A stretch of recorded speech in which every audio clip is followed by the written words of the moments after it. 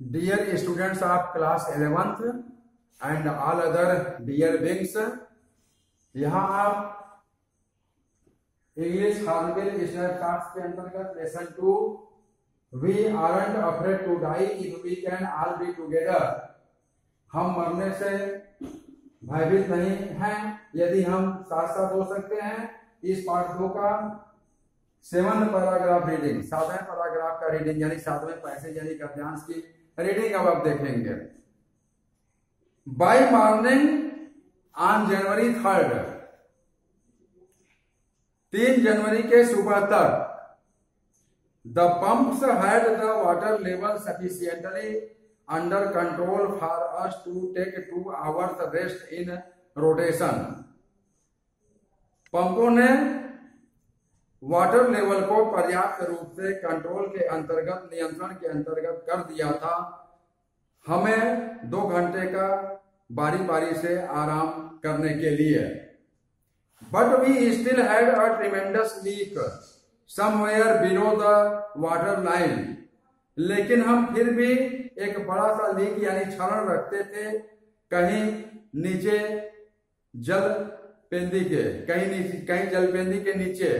And on checking और जांच करने पर आई फाउंड दैट, लेखक बोल रहे हैं कि आई फाउंड दैट, मैंने पाया कि nearly all the boats main rib flames, कि लगभग सभी नौकाओं की मुख्य मुड़े हुए ढांचे वर स्मैश डाउन, टूट फूट गए थे, टू द कील, पेंदी तक। इनफैक्ट वास्तव में देयर वाज नथिंग, वहां कुछ नहीं था, holding up a whole section of the starboard hull, मुख्य जहाज के मुख्य भाग के स्टारबोर्ड के पूरे सेक्शन को वास्तव में पकड़ने के लिए वहां कुछ नहीं था। Except a few cupboard partitions, सिवाय कुछ अलमारी के खानों के। We had survived for 15 hours since the wave hit, 15 घंटों से हम अपना जीवन बचा चुके थे लहरों के चोट के बाद से। But Wavewalker wouldn't hold together long enough for us to reach Australia, लेकिन जहाज वेव वॉकर साथ साथ पर्याप्त लंबे समय तक हमें नहीं ले जाएगा, हमें ऑस्ट्रेलिया पहुंचाने के लिए, ऐसा लेखक का अनुमान था। I check our charts and calculated,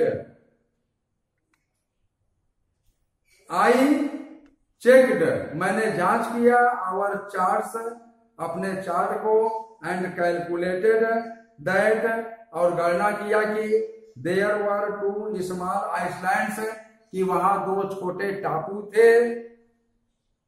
a few hundred kilometers to the east, पूरब में कुछ 100 किलोमीटर की दूरी पर। One of them Ile Amsterdam, उनमें से एक Ile Amsterdam was a French scientific base, फ्रांसीसी वैज्ञानिक प्रयोग का आधार केंद्र था।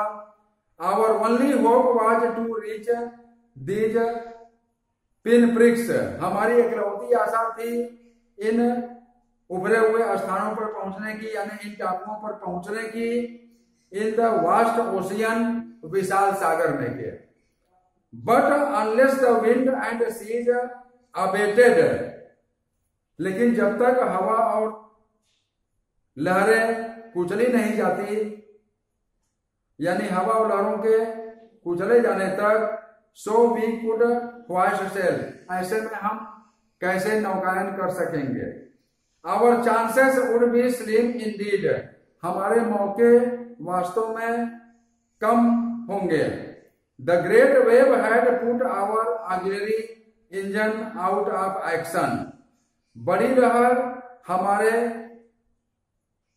सहायक इंजन को कार के बाहर रख चुकी थी, यानी कि लहरों ने एक सहायक इंजन को भी खराब कर दिया था और स्थितियां प्रतिकूल थी।